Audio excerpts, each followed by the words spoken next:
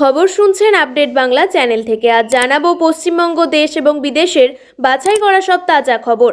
আপনি যদি চ্যানেলে নতুন হয়ে থাকেন তাহলে অবশ্যই চ্যানেলটি সাবস্ক্রাইব করুন, কারণ প্রতিদিনের সেরা খবরগুলি আপনার হাতের মুঠোয় পৌঁছে দিতে আমরা আছি সদা প্রস্তুত।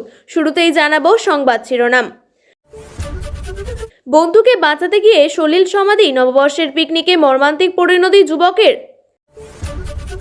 শাহী টার্গেটে 2/3, জেলার সব আসন আমরা জিতব, আত্মবিশ্বাসী জ্যোতিপ্রিয়।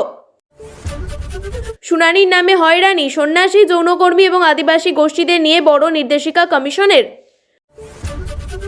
ছুটিতে হাতে কলমে পরিবেশ শিক্ষা, প্রস্তাব শিশু অধিকার কমিশনের। বন্দে ভারত স্লিপার ভোটের আগে কেন, প্রশ্ন তৃণমূলের। বাতিল ওবিসি সার্টিফিকেট, এসআইআরে নয়, স্পষ্ট বার্তা নির্বাচন কমিশনের। কর্মী সমর্থকদের ভিড়ে দাঁড়িয়েই বক্তৃতা, ব্রিগেডের আদলে অভিষেকের জনসভার মঞ্চে বিশেষত্ব জানেন। পুলিশের চাপে ছেড়ে দিল হাসপাতাল, চিকিৎসার জন্য কলকাতার পথে তমান্নার মা।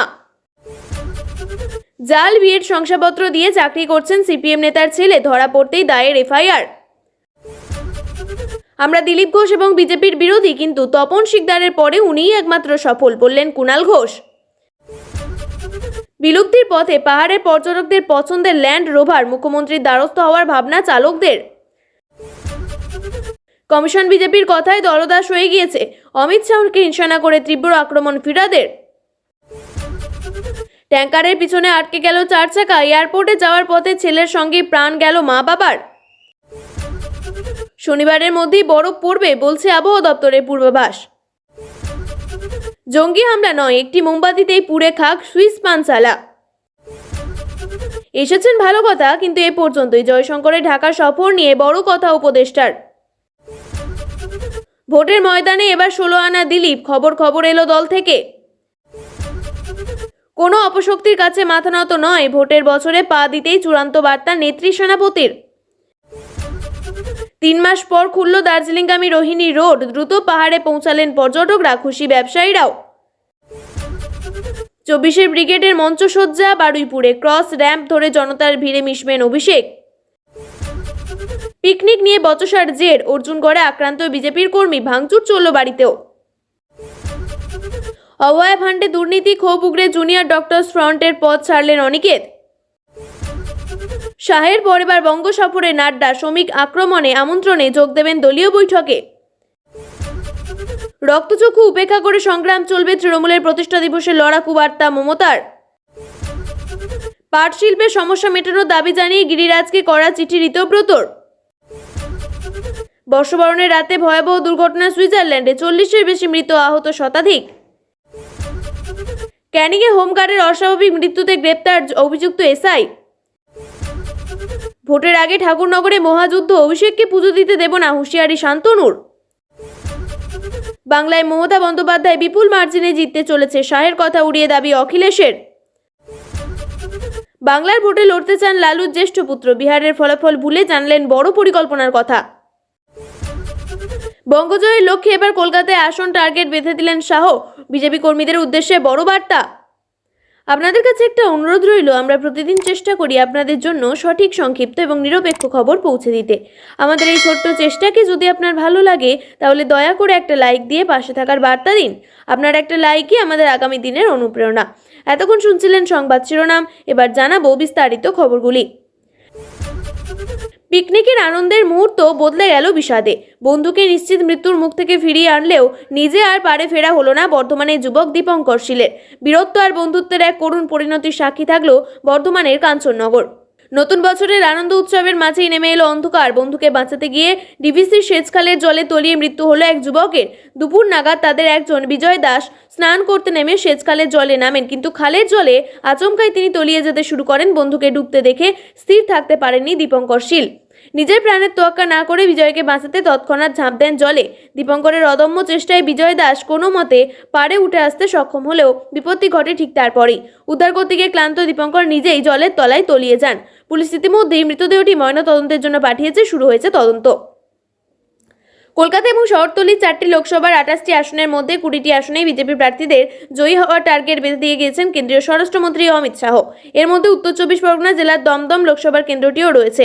এরই পাল্টা হিসেবে জেলার 33টি আসনেই তৃণমূলের জয় নিশ্চিত বলেই বৃহস্পতিবার দাবি করেছেন প্রাক্তন মন্ত্রী জ্যোতিপ্রিয় মল্লিক। 1 জানুয়ারি রাজ্যে সর্বত্র উদযাপিত হয়েছে তৃণমূলের 29তম প্রতিষ্ঠা দিবস।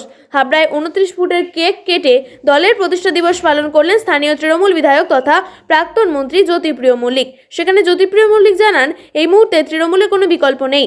রাজ্য সরকারের সামাজিক প্রকল্পের থেকে সাধারণ মানুষ যেভাবে উপকৃত হয়েছেন তাতে মানুষ তৃণমূল ছাড়া কোনো রাজনৈতিক দলের কথা ভাবেন না। এসআইআর নামে মতুয়ার নাম কেটে দেওয়া হয়েছে। শুনানিতে বৃদ্ধ অসুস্থদের লাইনে দাঁড়াতে হচ্ছে, তাই মতুয়ারাই মতুয়াগড়ে বিজেপির পাশা উল্টে দেবে। জেলা 33টি কেন্দ্রের সবকটি আসনে জয়ী হবে তৃণমূল। বছর শেষে 3 দিনের জন্য কলকাতা সফরে এসেছিলেন অমিত শাহ।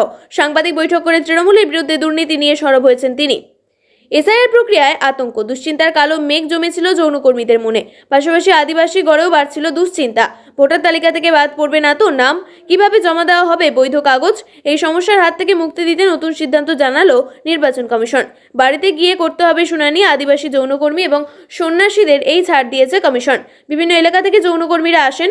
সামাজিক নানান কারণে পরিবারের সঙ্গে তাদের যোগাযোগ ছিন্ন হয়ে যায়। এর ফলে নথি জোগাড় করা প্রায় অসম্ভব সমস্যা আদিবাসীদের ক্ষেত্রেও। তাদের অনেকের কাছেই নেই বৈধ নথি। বহু ক্ষেত্রে প্রত্যন্ত অঞ্চলে বসবাসের কারণে তারা বৈধ ভোটার হলেও আগের ভোটার তালিকার সঙ্গে নিজেদের সম্পর্ক স্থাপনের মতো সঠিক নথি থাকে না তাদের কাছে। সেক্ষেত্রে শুনানিতে সমস্যা হওয়ার কথা তাদের। পাশাপাশি শুনানির গেরোয় পড়েছেন সন্ন্যাসীরাও। আশ্রমের বাসিন্দা হওয়ায় তাদের অনেক ক্ষেত্রেই দেখা গিয়েছে একই ব্যক্তির নাম রয়েছে একাধিক সন্ন্যাসীর বাবার নামের জায়গায়। এইসব সমস্যার সমাধানে এবার নতুন নির্দেশিকা দিয়েছে কমিশন। সিনিয়র ডেপুটি নির্বাচন কমিশনার জ্ঞানেশ ভারতী জানিয়েছেন, যৌনকর্মী, দুর্বল উপজাতি গোষ্ঠী, আশ্রমের বাসিন্দা এবং প্রান্তিক গোষ্ঠীর যোগ্য ভোটারের নাম তালিকায় তুলতে বাড়ি থেকে গিয়ে শুনানি করা হবে। স্কুল পড়ুয়াদের মধ্যে পরিবেশ সচেতনতা বাড়াতে ছুটির সময় হাতে কলমে পরিবেশ সংক্রান্ত প্রকল্প চালুর প্রস্তাব দিল রাজ্য শিশু অধিকার সুরক্ষা কমিশন। পরিবেশ পরিবর্তন এবং দৈনন্দিন জীবনের সঙ্গে তার যোগসূত্র আরও স্পষ্টভাবে বোঝাতে এই উদ্যোগ কার্যকর হতে পারে বলে মনে করছে commission. West Bengal commission for protection of child rights এর তরফে সিলেবাস কমিটির কাছে এই প্রস্তাব পাঠানো হয়েছে। সেখানে বলা হয়েছে, ছাত্রছাত্রীদের বসবাসের ভৌগোলিক অঞ্চল এবং স্থানীয় জলবায়ুর বৈশিষ্ট্যের সঙ্গে সামঞ্জস্য রেখে পরিবেশ এবং প্রকল্প নির্ধারণ করা যেতে পারে। কমিশনের মতে, ছুটির সময় এই ধরনের প্রকল্প চালু হলে পড়ুয়ারা বাস্তব অভিজ্ঞতার মাধ্যমে জলবায়ু পরিবর্তন এবং পরিবেশ সংক্রান্ত নানান বিষয় আরও গভীরভাবে বুঝতে পারবে। প্রস্তাবিত প্রকল্পগুলির সঙ্গে নম্বর যুক্ত হওয়ার কথাও বলা হয়েছে। এতে পড়ুয়াদের মধ্যে আগ্রহ বাড়ার পাশাপাশি সুস্থ প্রতিযোগিতার পরিবেশ তৈরি হবে বলে কমিশনের অভিমত। পরিবেশ সংরক্ষণকে পাঠ্যসূচির সঙ্গে যুক্ত করলে তা শুধুমাত্র বইয়ের মধ্যে সীমাবদ্ধ না থেকে দৈনন্দিন অভ্যাসে পরিণত হতে পারে বলে উল্লেখ করা হচ্ছে। হঠাৎ ভোটের আগে হাওড়া গুয়াহাটি রুটে বন্দে ভারত স্লিপার চালানোর কথা ঘোষণা করে বাংলার মন জয়ের ব্যর্থ চেষ্টা কেন্দ্রের। ভোটমুখী এই পরিকল্পনাকে কার্যত উড়িয়ে দিল তৃণমূলের সাফ কথা, আসন্ন বিধানসভা ভোটে কলকে পাবে না জেনেই ভোট ব্যাংকের রাজনীতি শুরু করে দিয়েছে মোদী সরকার। ভোটের আগে বাংলার আমজনতার মন কেনার চেষ্টায় বন্দে ভারতের স্লিপার ট্রেন চালানোর কথা জানালো রেল মন্ত্রক। এই প্রসঙ্গে তৃণমূলের রাজ্য সাধারণ সম্পাদক কুণাল ঘোষ বলেন, আগেই হওয়া উচিত ছিল, এখন ভোটের মুখে এসে করছে, এটা স্বাভাবিক প্রক্রিয়া। ট্রেন চালু হওয়ার পর স্লিপার চালু হয়, কিন্তু রেলমন্ত্রী হিসাবে মমতা বন্দ্যোপাধ্যায় 2 দফায় বাংলাকে যা দিয়ে গেছেন সেটা রেল বিপ্লব। 1 লাখই বালুরঘাট, দীঘা, তমলুকের মতো আলিপুরদুয়ার, দার্জিলিং, কোচবিহার থেকে শুরু করে পূর্ব মেদিনীপুরের দীঘা পর্যন্ত সারা বাংলায় দেশের বিভিন্ন প্রান্তের সঙ্গে সংযোগ স্থাপন করে গিয়েছেন মমতা বন্দ্যোপাধ্যায়। বিজেপি সেটাও ধরে রাখতে পারেনি, তাই ওদের মুখে পরিষেবার কথা মানায় না। সাংসদ মালা রায় বলেন, এতদিন কেন এই রুটে বন্দে ভারতের স্লিপার চালানো হয়নি? সামনেই ভোট আসছে, তাই রেলের এই উদ্যোগ। বিজেপি এবং মোদী সরকার ভুল করছে, এইভাবে লোভ দেখিয়ে বাংলার মানুষের মন পাওয়া যাবে না। কলকাতা হাইকোর্টের নির্দেশে যেসব ওবিসি শংসাপত্র বাতিল হয়েছে সেগুলি এসআইআর সংক্রান্ত কোনো কাজে ব্যবহার করা যাবে না, এই কথা স্পষ্ট জানালো নির্বাচন কমিশন। রাজ্যের মুখ্য নির্বাচনী আধিকারিকের দপ্তর থেকে জারি করা এক নির্দেশিকায় এসআইআর এর শুনানির সময় কোন কোন ওবিসি শংসাপত্র গ্রহণযোগ্য হবে সেই বিষয়ে নির্দিষ্ট দিশা দেওয়া হয়েছে। নির্দেশিকায় উল্লেখ করা হয়েছে 2010 সালের আগে জারি হওয়া এবং যেগুলি কলকাতা হাইকোর্টের চ্যালেঞ্জের মুখোমুখি পড়েনি এবং ওবিসি শংসাপত্র আইনত বৈধ হিসাবে গণ্য হবে। পাশাপাশি জানানো হয়েছে 2010 সালের পরে জারি হওয়া ওবিসি শংসাপত্রের ক্ষেত্রেও কিছু শর্ত সাপেক্ষ বিবেচনার সুযোগ রয়েছে। তবে সেক্ষেত্রে হাইকোর্টের কোনো অন্তর্বর্তী নির্দেশে সংশ্লিষ্ট শংসাপত্রের উপরে স্থগিতাদেশ থাকা চলবে না এবং সেগুলি নির্বাচন কমিশনের অনুমোদিত নথি তালিকাভুক্ত হতে হবে। মুখ্য নির্বাচনী আধিকারিকের দপ্তর থেকে জেলা নির্বাচনী আধিকারিক, ইলেকট্রাল রেজিস্ট্রেশন অফিসার এবং সহকারী ইয়ারোদের স্পষ্ট নির্দেশ দেওয়া হয়েছে এসআইআর সংক্রান্ত শুনানির সময় কোনো নথি গ্রহণের ক্ষেত্রে আদালতের নির্দেশ এবং নির্বাচন কমিশনের গাইডলাইন কঠোরভাবে মেনে চলতে হবে। প্রয়োজন হলে সংশ্লিষ্ট ওবিসি শংসাপত্রের সত্যতা যাচাইয়ের জন্য অতিরিক্ত নথিও তলব করা যেতে পারে। এছাড়াও নির্দেশিকায় জানানো হয়েছে ভবিষ্যতে আদালতের তরফে এই বিষয়ে কোনো নতুন নির্দেশিকা এলে সেই অনুযায়ী এসআইআর প্রক্রিয়ায় প্রয়োজনীয় পরিবর্তন আনা হবে। কমিশনের এই স্পষ্টীকরণ ওবিসি শংসাপত্র সংক্রান্ত বিভ্রান্তিকে অনেকটাই কাটবে বলে মনে করছেন প্রশাসনিক মহল। 2026 সালে বিধানসভা নির্বাচনের প্রস্তুতি শুরু করে দিয়েছেন তৃণমূলের সাংসদ এবং দলের সর্বভারতীয় সাধারণ সম্পাদক অভিষেক বন্দ্যোপাধ্যায়। নতুন বছরের প্রথম মাসে রাজ্য জুড়ে সভা করবেন তিনি। শুক্রবার দক্ষিণ 24 পরগনার বারুইপুর থেকে সভা শুরু করবেন অভিষেক। রাজ্যের বিভিন্ন অংশের সারা মাস ধরে সভা রয়েছে তৃণমূল সাংসদের, তবে প্রত্যেক সভার মধ্যে একটা মিল লক্ষ্য করা যাবে এবার, আর তা হলো সভা মঞ্চ। জানা গিয়েছে 2024 সালে লোকসভা নির্বাচনের আগে ব্রিগেডে তৃণমূল যে জনসভা করেছিল সেই মঞ্চের আদলে এবার তৈরি হচ্ছে অভিষেকের জনসভার মঞ্চ। লোকসভা নির্বাচনের আগে ব্রিগেডে একই ধরনের মঞ্চে লম্বা র্যাম্প ধরে হেঁটে কর্মীদের কাছে পৌঁছে গিয়েছিলেন অভিষেক এবং মমতা। এবার নির্বাচনের আগে এই বিশেষ ধরনের মঞ্চ করে কর্মীদের কাছে পৌঁছে যেতে পারেন তৃণমূল কংগ্রেসের সর্বভারতীয় সাধারণ সম্পাদক। প্রসঙ্গত শনিবার সাংবাদিক সম্মেলন থেকে অভিষেক জানিয়ে দেন নতুন বছরের শুরু থেকেই তিনি পথে নামবেন। 2রা জানুয়ারি রাজ্য সরকারের 15 বছরের উন্নয়নের খতিয়ান তিনি মানুষের দুয়ারে যাবেন। অন্যদিকে পশ্চিমবঙ্গের জনসংখ্যা 10,05,00,000, সব থেকে কম ভোটার বাদ গিয়েছে এখানে একমাত্র 5%। পশ্চিমবঙ্গে 1 কোটি অনুপ্রবেশকারী থাকলে তার তালিকাধিক কমিশন মানুষের ভোটাধিকার কেড়ে নেওয়া চক্রান্ত চলছে। বাংলাদেশ জুড়ে ভারত বিরোধী হওয়া দীপু দাসের হত্যা, পদ্মা যমুনার সমীকরণ এবং কয়েকদিনে অনেকটাই বিগড়ে গিয়েছে। এবার সেই আবহে বাংলাদেশে খালেদা জিয়ার শেষকৃত্যে গিয়েছিলেন ভারতের বিদেশমন্ত্রী এস জয়শঙ্কর। সংক্ষিপ্ত সফর, তবে গোটা পর্বই ঢাকায় কাটিয়েছেন তিনি। তারেক রহমানের হাতে প্রধানমন্ত্রীর পাঠানো ব্যক্তিগত চিঠিও তুলে দিয়েছেন জয়শঙ্করই। বর্তমানে বাংলাদেশে নির্বাচিত সরকার নেই, সেই আবহে তারেকের সঙ্গে আলাপ, অন্তর্বর্তী সরকারের উপদেষ্টার সঙ্গে মৌখিক বার্তালাপ কোন চোখে দেখছে ঢাকা? বৃহস্পতিবার এই প্রশ্নই করা হয়েছিল বাংলাদেশের পররাষ্ট্র উপদেষ্টা মোহাম্মদ তৌহিদ হোসেনকে, যার উত্তরে তিনি বলেন দক্ষিণ এশিয়ায় সব দেশের প্রতিনিধিরা এসেছিলেন, ভারতের পররাষ্ট্রমন্ত্রীও এসেছিলেন। তার সফর সংক্ষিপ্ত ছিল, কিন্তু তিনি পুরো অনুষ্ঠানটিতে অংশগ্রহণ করেছিলেন, তারপর চলে গিয়েছেন। এটা একটা ভালো বিষয়, কিন্তু এই পর্যন্তই। এর চেয়ে বেশি কিছু অর্থ খুঁজতে না যাওয়াই ভালো। এই গোটা সফরকে কূটনৈতিক বা রাজনৈতিক দৃষ্টিভঙ্গিতে দেখার দরকার নেই। বাংলাদেশের পররাষ্ট্র উপদেষ্টার এই মন্তব্য অত্যন্ত তাৎপর্যপূর্ণ বলেই মনে করছে একাংশ। তাদের মতে ভারতের সঙ্গে কূটনৈতিক স্তরে যে অস্বস্তি এখনো কাটেনি তা ভাবে কার্যত স্পষ্ট। এই পর্বে জয়শঙ্করের সঙ্গে হাত মেলানো ছাড়া কোনো কিছু হয়নি বলে জানিয়েছেন উপদেষ্টা। তার কথাই বৈঠক তো দূর, আমাদের মধ্যে 1-to-1 কোনো কথাবার্তা হয়নি, সেই রকম সুযোগও আসেনি। তবে এই সফর ইতিবাচক ছিল। একসময় তার কেরামতিতেই পদ্ম ফুটেছিল রাজ্যের দিকে দিকে, সাংগঠনিক শক্তিতে অনেকটাই এগিয়েছিল বিজেপি। সেই দিলীপ ঘোষ যেন দীর্ঘদিন ব্রাত্য পার্টির অন্দরে। নেতৃত্বের টানাপোড়েন নিয়েও বিস্তর চাপানুত্তর চলছে রাজনৈতিক মহলে। একদিকে আগেই অমিত শাহের ডাকে এবার 1-to-1 বৈঠক করেছেন। এদিনই আবার বঙ্গ বিজেপির নতুন রাজ্য সভাপতির সঙ্গে বৈঠক করে ফেললেন প্রাক্তন রাজ্য সভাপতি। সেই সঙ্গে তারপর শ্রমিক ভট্টাচার্য বলেন এবার দিল্লির ঘোষ খেলবেন মার জুড়ে। দিলীপের নিষ্ক্রিয়তা নিয়ে বলতে গিয়ে শ্রমিক বলছেন এতদিন বাড়িতে বসে রূপরেখা তৈরি করছিলেন দিলীপ। ভোটের আগে সংঘবদ্ধ বিজেপিকে দেখবে বাংলা। দলের আনুষ্ঠানিকভাবে সক্রিয় হওয়ার পর রাজ্য সভাপতি শ্রমিক ভট্টাচার্য এবং প্রাক্তন সভাপতি দিলীপ ঘোষ দুর্গাপুরে একসঙ্গে সভা করতে চলেছেন আগামী 13 জানুয়ারি। সূত্রের খবর 6 থেকে 20 জানুয়ারি বাংলার বিভিন্ন প্রান্তে 16টি সভা করতে পারেন দিলীপ ঘোষ। তার 6 তারিখের কর্মসূচি ছিল ব্যারাকপুরে। এতদিন দিলীপ ঘোষের কর্মসূচি করলেও তার সঙ্গে দলের সম্পর্ক ছিল না, কিন্তু এবার দিলীপ ঘোষের কর্মসূচিকে রাজ্যের নেতৃত্বের আনুষ্ঠানিকভাবে অনুমোদন দিচ্ছে বলেই খবর। দিলীপ ঘোষের যে সমস্ত কর্মসূচি নির্ধারিত ছিল সেই কর্মসূচিতেই অনুমোদন দিল দল। আগামী 6 জানুয়ারি ব্যারাকপুরে সভা করার কথা ছিল দিলীপের। 2026 পড়ে গেল, ভোটের বছরে পা। দলের প্রতিষ্ঠা দিবসে প্রত্যেক নেতা কর্মীকে চূড়ান্ত প্রস্তুতির বার্তা নেত্রী মমতা বন্দ্যোপাধ্যায়ের। সেনাপতি অভিষেক বন্দ্যোপাধ্যায়েরও শুভেচ্ছা জানিয়ে তৃণমূল নেত্রীর বার্তা, কোনো অপশক্তির কাছে মাথা নত নয়, সকল রক্তচক্ষু উপেক্ষা করে মানুষের জন্য সংগ্রাম চলবে। আর অভিষেক বার্তা দিলেন নব উদ্যমে আগামী লড়াইয়ের জন্য প্রস্তুত হন।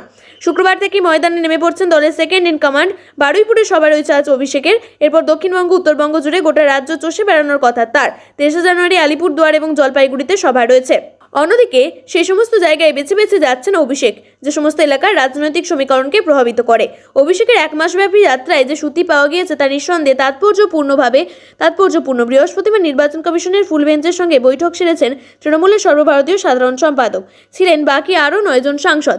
এসআইআর সংক্রান্ত বেশ একাধিক বিষয়ে তিনি সিইসি জ্ঞানেশ কুমারের সামনে উত্থাপিত করেন। বেরিয়ে এসে সাংবাদিক বৈঠক করেন। একাধিক বিষয়ে কমিশন তার প্রশ্নের সদুত্তর দিতে পারেনি বলে জানান অভিষেক। কমিশনের সঙ্গে তার আলোচনা এমন পর্যায়ে তপ্ত হয়েছে বলেও দাবি অভিষেকের। বাংলার একাধিক জেলা থেকে শুরু করে দিল্লি সর্বত্র ভীষণভাবে সক্রিয় অভিষেক। বছরের প্রথম দিনে পাহাড়প্রেমী এবং হোটেল ব্যবসায়ীদের জন্য সুখবর। 3 মাস পর বৃহস্পতিবার খুলে গিয়েছে পাহাড়ের অন্যতম গুরুত্বপূর্ণ রোমাঞ্চকর সড়ক পথরোহিনী রোড। ছোট গাড়ি চলাচলের জন্য খুলে দেওয়া হয়েছে সড়কটি, যার ফলে সমতলের পাহাড়ের দূরত্ব 10 কিলোমিটার কমে গেল বলেই মত ব্যবসায়ীদের। সিকিম এবং দার্জিলিংয়ের দিকে যাওয়ার মনোরম পাহাড়ি রাস্তা এই রোহিনী রোড। মসৃণ বাঁকে ভরা রাস্তাটি পাইনের জঙ্গল, মেঘের ঝাপটা কাটিয়ে চা বাগানের মধ্য দিয়ে গিয়েছে। এই রাস্তাটি বাইকার এবং প্রকৃতি প্রেমীদের কাছে খুবই আকর্ষণীয়। 4 অক্টোবর রাতে ভারী বৃষ্টির জেরে ভূমিধসে বিধ্বস্ত হয় সড়কটি। শিলিগুড়ি থেকে কার্শিয়াংয়ে সংযোগকারী রাস্তার প্রায় 50 মিটার অংশ ধসে যায়। রোহিনী রোড বন্ধ থাকায় শিলিগুড়ি থেকে কার্শিয়াং যেতে চালকদের দীর্ঘ পথ ঘুরে 110 নম্বর জাতীয় সড়ক অথবা হিলকাট রোড ব্যবহার করতে হয়েছে। ওই পথ অনেকটাই দীর্ঘ এবং সময় ও খরচ সাপেক্ষ। এই পরিস্থিতিতে পরিবহন সংস্থার পাশাপাশি সাধারণ যাত্রী, পর্যটকরা সমস্যায় পড়েন। 26 বিধানসভা নির্বাচনের আগে বছরের গোড়ায় প্রচারে ঝাঁপিয়ে পড়েছেন তৃণমূল সাংসদ তথা দলের সর্বভারতীয় সাধারণ সম্পাদক অভিষেক বন্দ্যোপাধ্যায়।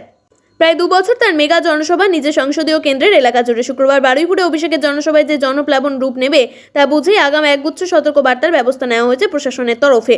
অন্যদিকে মূল মঞ্চে বানানো হয়েছে 2টি মঞ্চ, যার পিছনে থাকছে প্রায় 40 ফুটের স্ক্রিনে দেখার ব্যবস্থা। পিকনিক নিয়ে বচসার অর্জুনগড় ভাটপাড়ায় বিজেপি কর্মীকে মারধরের অভিযোগ উঠল তৃণমূল কাউন্সিলরের দলবলের বিরুদ্ধে। যুবকের পরিবারের সদস্যদের মারধর করা হয়েছে বলে অভিযোগ। ভাঙচুর চলে বাড়িতেও। বুধবার রাতে ঘটনাকে কেন্দ্র করে ব্যাপক চাঞ্চল্য ছড়ায় উত্তর 24 পরগনার ভাটপাড়া পুরসভার 19 নম্বর ওয়ার্ডের 1 নম্বর বঙ্কিমপল্লীতে। জানা গিয়েছে আক্রান্তের নাম জিৎ তেওয়ারি। উত্তর 24 পরগনার ভাটপাড়া পুরসভার 19 নম্বর ওয়ার্ডের 1 নম্বর বঙ্কিমপল্লীর বাসিন্দা তিনি। বুধবার রাতে তাকে মারধর এবং বাড়িতে হামলা চালানো হয়েছে বলে অভিযোগ। আক্রান্তের বোন বেবি তিওয়ারি বলেন, দাদা পিকনিক করছিল, তখন কাউন্সিলর পিনাকি দাস দাদাকে বারণ করেন, দাদা শোনেনি, এতেই সমস্যা। আচমকা কাউন্সিলরের দলবদল, দাদাকে বেধড়ক মারধর করে। তারপর বাড়িতে এসে আমাকেও, মা বাবা ওরা মারধর করেছে, ঘরের জিনিস ভেঙেছে। এই নিয়ে বিজেপি নেতা সঞ্জয় সিং বলেন, আগামী বিধানসভা ভোট নিয়ে তৃণমূল ভয় পাচ্ছে, তাই বিজেপির কর্মীদের হুমকি দেওয়া, ভয় দেখানো শুরু করছে। আমাদের দলের কর্মীকে পিকনিকে মারধর এবং বাড়িয়ে হামলা চালানো হচ্ছে, কিন্তু পুলিশ অভিযোগ নিচ্ছে না, উল্টো আক্রান্তের পরিবারকে আক্রমণ করছে। অন্যদিকে যদিও অভিযোগ অস্বীকার করে ভাইস চেয়ারম্যান দেবজ্যোতি ঘোষ বলেন, কেউ কারোর বিরুদ্ধে অভিযোগ করতেই পারে, ঘটনাটি কতটা সত্যতার সন্দেহ রয়েছে। এছাড়া মারধরের প্রমাণ ফুটেজ কোথাও দেখা যায়নি, তাই গোটা ঘটনা তদন্ত সাপেক্ষ। প্রিয় দর্শক, নিয়মিত সঠিক খবরগুলি সঠিক টাইমে পেতে সাবস্ক্রাইব করুন আপডেট বাংলা চ্যানেলটিকে। ধন্যবাদ।